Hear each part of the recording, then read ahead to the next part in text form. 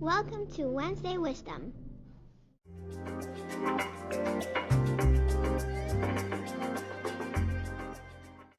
Good morning. This is Jas Visser, the author of Wednesday Wisdom. And this week's article is called Terrible Terraform. And it's a bit of a weird mix between a rant and some wisdom in 7 acts.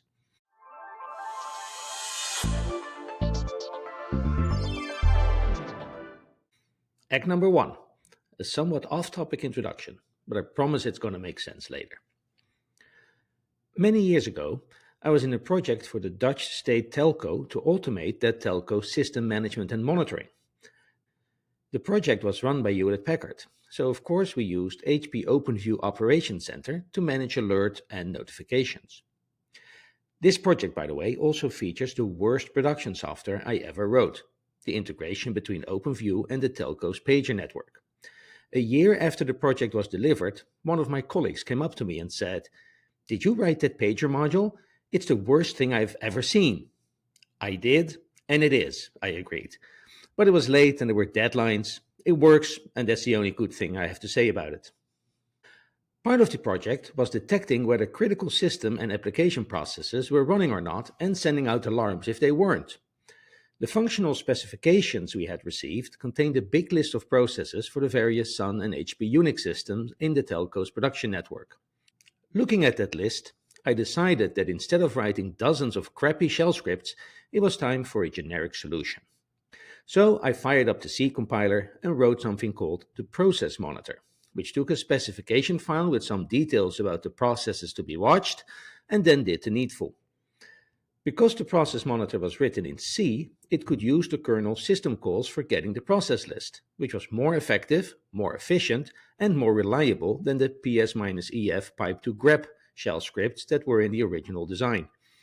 Also, because it was a daemon, it could more easily remember the past, which is helpful when sending alerts. Everyone thought this was a really cool idea, and the process monitor was rolled out in the telco's production network. It had some limitations though, and so we got some interns to design and write an even more generic agent for monitoring system resources, the System Resource Monitor, SRAM. SRAM could not only watch processes, but could also report on file system status, log file content, and other critical elements of the system. SRAM contained a cute configuration language that was used to create pipelines of monitored resources, events, and filters that could get a signal, apply thresholds, and maybe generate an alarm. The experience of co-writing SRAM gave me my first insight into how incredibly hard it is to create a good domain-specific language. As the tool evolved, we added features to deal with ever-evolving use cases that seemed like they were a match for SRAM. This often required new features in the configuration language. Inevitably, we would run into problems with earlier decisions that were made in simpler times. The language grew, became more subtle, and before we knew it, there were all sorts of dependencies on how the runtime engine of SRAM actually went about its business. To make SRAM do what you wanted, you often needed to understand the internals of SRAM, like the order in which resources were scraped and how events propagated down the pipelines. So instead of a tool that made it easy to do complicated things, we have made a tool that made it simple to do easy things and complex to do complicated things. I've written about the terribleness of domain-specific languages before, and I believe it is the fate of all DSLs to become Turing complete, but in the worst possible way.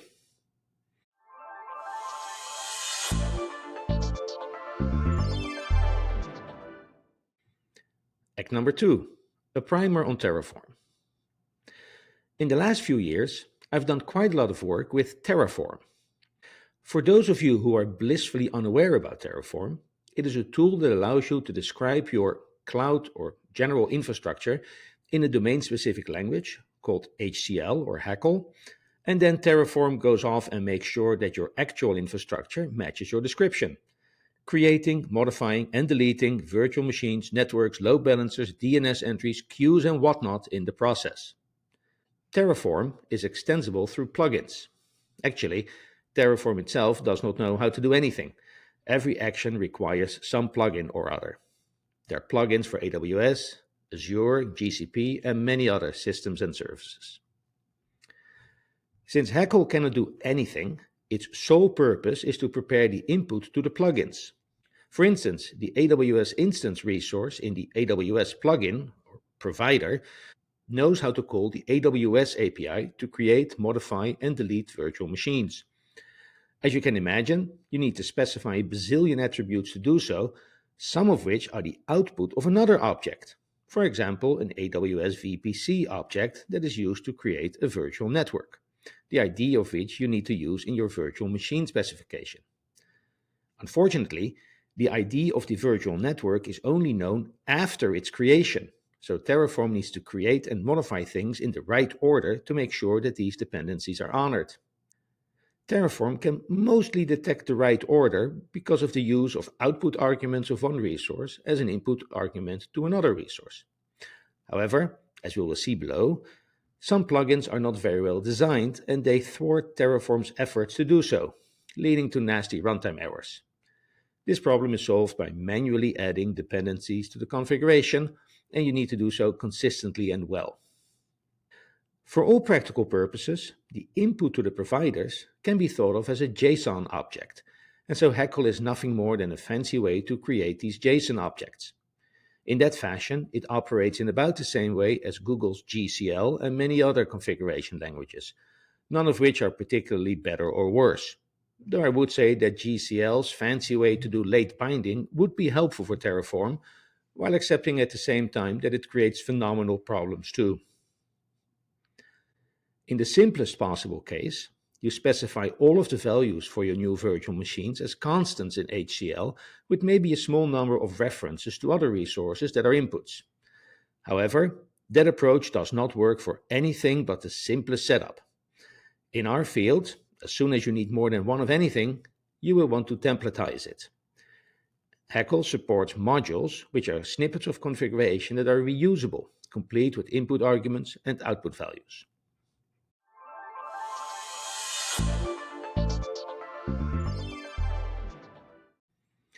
Hack number 3. Production setups are really complicated. Every environment I have ever worked in grew from small beginnings and eventually became really complicated. Size is one problem, but subtle variations between otherwise identical copies of things are another. Let's spin up a simple web application consisting of a web server, an application server, and a database. Setting this up with Terraform is no problem at all. A virtual network, a few virtual machines with external disks for non-ephemeral data, some network ACLs, a database, a DNS entry, and we're pretty much there. Next, we're going to replicate this setup across the world a few times in different regions. With modules, that's no problem at all. We create a Terraform module for the stack and then instantiate that module for these different regions. However, in some regions, we might want a slightly different layout of the infrastructure, with maybe a different number of instances to deal with more or less load, and perhaps a larger or smaller database. Fortunately, modules can have parameters, and so we can expand the module with different arguments, and then the module will adapt to our requirements. Later, we figure out that we can also instantiate our test environment using that same module. This ensures that the test environment is mostly identical to our production environment. But, for cost reasons, we actually want to web an application server on the same virtual machine, and instead of using the costly cloud provider's serverless database, we want to run our own Postgres database on a T2 Nano, costing about half a cent an hour. Our current modules do not support that specific use case, so it's time for refactoring.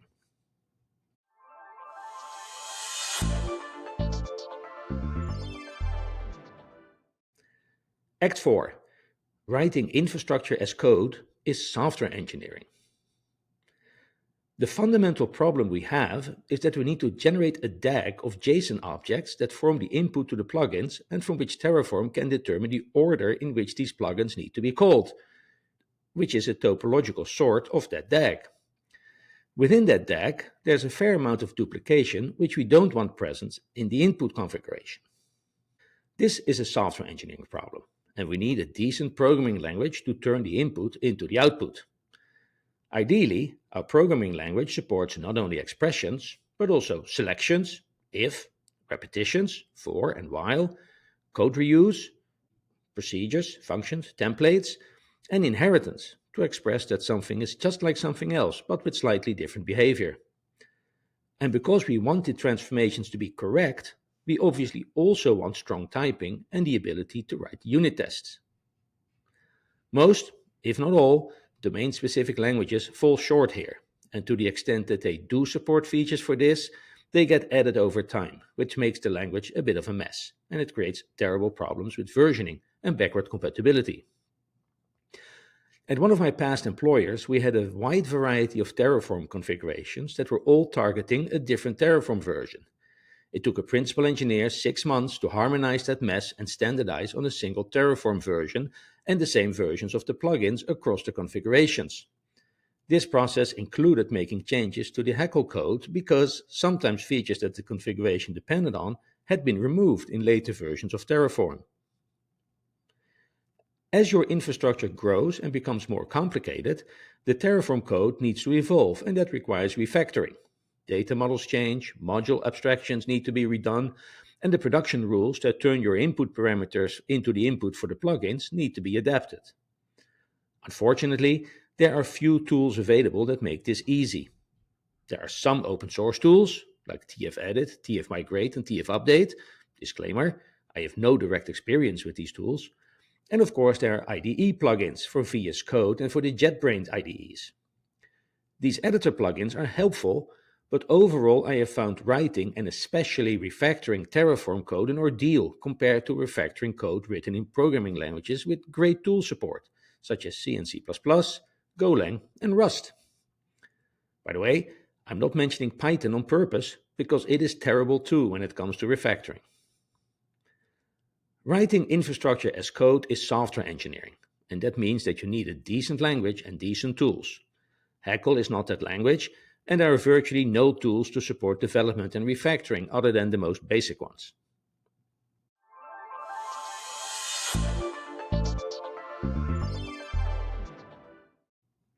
Act number 5, plugin hell. Hackle cannot do anything itself, and Terraform depends on plugins to make it go boom. For every interaction with an infrastructure hosting service, you need specific plugins, and some basic functionality, like generating random numbers, has been implemented as plugins too. If I counted correctly, there have been over 300 versions of the AWS Terraform plugin released as of early April 2025. Each version changed something, added something, deprecated something, and is only compatible with a specific range of versions of Terraform. Because of this, every big Terraform installation lives in its own specific plugin version hell, where you want to upgrade a certain plugin version because it adds a new feature, but you cannot because your Terraform version is too old, and you cannot easily upgrade your Terraform version because that means having to upgrade the other plugins, which means that this now becomes a major refactoring operation. When confronted with this, I typically do not engage in the major refactoring, but instead hack around it, which is faster but also creates technical debt. Terraform depends on plugins to do the needful, and the plugins call the underlying infrastructure, usually Cloud API, to create, modify, and delete infrastructure objects. It would be helpful if Terraform could warn you that particular changes are not possible, but ultimately, only the underlying APIs know which changes in the infrastructures are supported. Ideally, the plugins would know this too, so they can warn about that during the planning phase. Unfortunately, the plugins are decidedly not always ideal, and so you regularly run into the problem that a plugin blesses a change that then gets denied by the underlying API when the plan is applied. At that point, you're halfway through making all the required changes, with some of them already effectuated and some not yet, which can easily leave your infrastructure in a non-working state. Worse, since the change you want to make is not possible, you have to come up with another way to do what you want, and that might require some time to figure out, leaving your infrastructure in some sort of halfway state. Sometimes the plugins know that a particular attribute change is not possible, but they still allow it because what they can do instead is destroy the underlying resource and then recreate it with the changed attribute in place. The plugin should warn you about this, and to be honest, they mostly do, but in a large Terraform execution plan, this message is easy to overlook, and you only find out later that it did this, which can lead to data loss. You can set a flag on an object that specifies that it cannot be destroyed by Terraform, but doing this consistently requires a high level of discipline. Additionally, this flag is set in the Terraform configuration through a meta attribute of every object, and so when you do need to destroy that object, you need to change the configuration to remove that flag, run the config, and then not forget to edit the configuration again to set it after all is said and done. This is particularly cumbersome when Terraform is not run by you, but by some CI agent.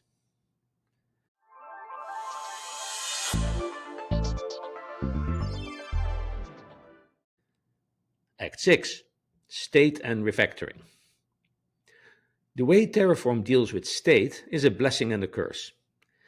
Keeping state is essential for Terraform's job because through its state file it remembers everything it did last time. When you ask Terraform to apply a configuration, it consults the state file and then it knows what exists, or better, should exist. From the current and desired state, it can figure out what needs to be done to make reality match the new desired configuration. Unfortunately, Terraform state is a DAG that matches the module structure, and when you start refactoring, the DAG changes and objects move, even when the number of objects, their attributes, and their dependency do not change. Terraform has some features for dealing with these moves, but all things considered, it's about as convenient as peeling an egg with your winter mittens on.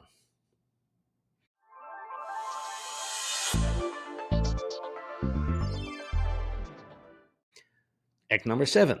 So, all things considered, to Terraform or not to Terraform? Here's the problem. For all of its terribleness, and notwithstanding the fact that there are definitely things that could have been done better, HashiCorp did most things right with Terraform, and there's not a lot I can fault them for. Sure, I would want a better language than Hackle. Sure, I would love a better underlying data model that could deal better with refactoring. Sure, I would like it if JetBrains would create an actual IDE for Terraform. But to be honest, a lot of what is terrible about Terraform is in the plugins, which are in turn bound to whatever the underlying APIs make possible. The version hell of Terraform versions and plugin versions that most Terraform users have to deal with are an inescapable consequence of the speed of development in our field. The first versions get released early to get feedback and practical experience. Then, as we learn, we make changes, but the bear of backward compatibility also starts rearing its ugly head.